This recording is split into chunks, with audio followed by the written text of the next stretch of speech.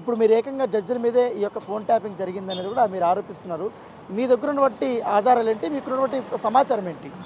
ఇక్కడ 2014 నుంచి additional advocate general office Ramachandra Rao గారి ఆఫీస్లో ఒక రాజ్యాంగేతర శక్తి శ్రీపతి సంతోష్ అని ఒక ఏజీపీ, జీపీ, స్పెషల్ జీపీగా పనిచేసిన వ్యక్తి చాలామంది జీవితాలతో ఆడుకోవడం జరిగింది. ఇక్కడ వేల మంది అప్లికేషన్లు ఇస్తే వాడికి ఇష్టం వచ్చిన వాళ్ళకు పోస్టులు ఇవ్వడము, వాళ్ళను కన్సైనల్లో పెట్టుకోవడం, ఈ ప్రణీత్ రావుతో కలిసి వాళ్ళ కాల్ డాటాలు తీసుకోవడం మాకు అందరికీ తెలుసు. మేము ఎవరితోనో మాట్లాడినా సరే మాకు నువ్వు వాళ్ళతో ఎందుకు మాట్లాడుతున్నావు, నువ్వు వీళ్ళతో ఎందుకు మాట్లాడుతున్నావు అంటే మేము స్ట్రేంజర్లతో మాట్లాడడం వీడికి ఎట్లా తెలిసింది అని మా అనుమానాలు రోజు రోజుకు బలపడ్డాయి.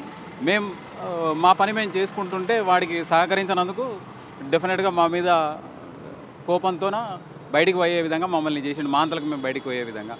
ఇప్పుడు వాడి ఆస్తులు కోట్లకు పడగలెత్తినాయి. నేను గతంలో కూడా చెప్పిన దాదాపు ₹1.5 కోటి నెల కిరాయిలు సంపాదించే స్థాయికి డిస్ట్రెస్డ్ అసెట్స్ను ఖచ్చితంగా ఇప్పుడు యాక్షన్ తీసుకోవాలి.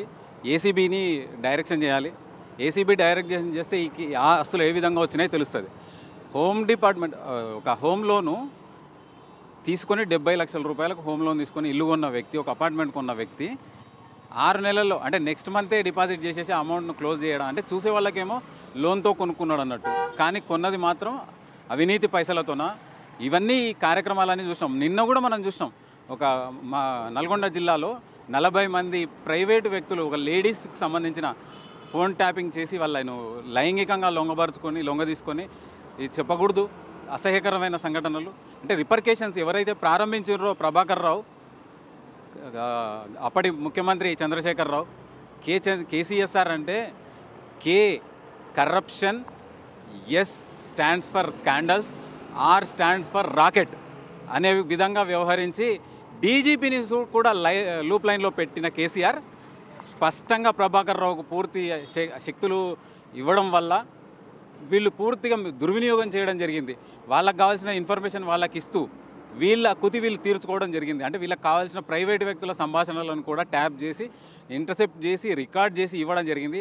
అందులో హైకోర్టు జడ్జి గారులవి కూడా ఉండడం చాలా బాధాకరమైన విషయం. మీరు చాలా కీలకమైనటువంటి కామెంట్లు చేస్తున్నారు. ఎందుకంటే హైకోర్టుకి సంబంధించిన న్యాయమూర్తుల పైన ఫోన్ ట్యాపింగ్ జరిగిందనేసి కూడా అలిగేషన్ చేస్తున్నారు. నిజంగానే ఎంతమంది మీద జరిగిందనేసి మీ యొక్క అనుమానం? నా ఉద్దేశం ప్రకారం అందరూ చేశారు సార్. డిస్క్రిమినేషన్ ఏమీ లేదు, పలానా అనేం లేదు. నాకున్న అనుమానం 2018 డిసెంబర్లో ఎలక్షన్లు అయిన వెంటనే నేను ఒక రిట్ పిటిషన్ దాఖలు చేయడం జరిగింది. ఈ వీవీప్యాట్లు ఇబ్రహీంపట్నం అభ్యర్థిగా ఓడిపోయిన మల్రెడ్డి రంగారెడ్డి తరఫున ఒక రిట్ పిటిషన్ దాఖలు చేయడం జరిగింది ఫస్ట్ కోర్టులో.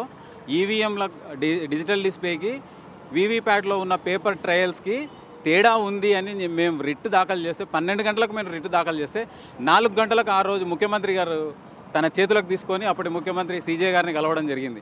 అంటే ఎంత వేగంగా కదలడం అంటే దీని వెనకాల ఫోన్ ట్యాపింగే ఉంది.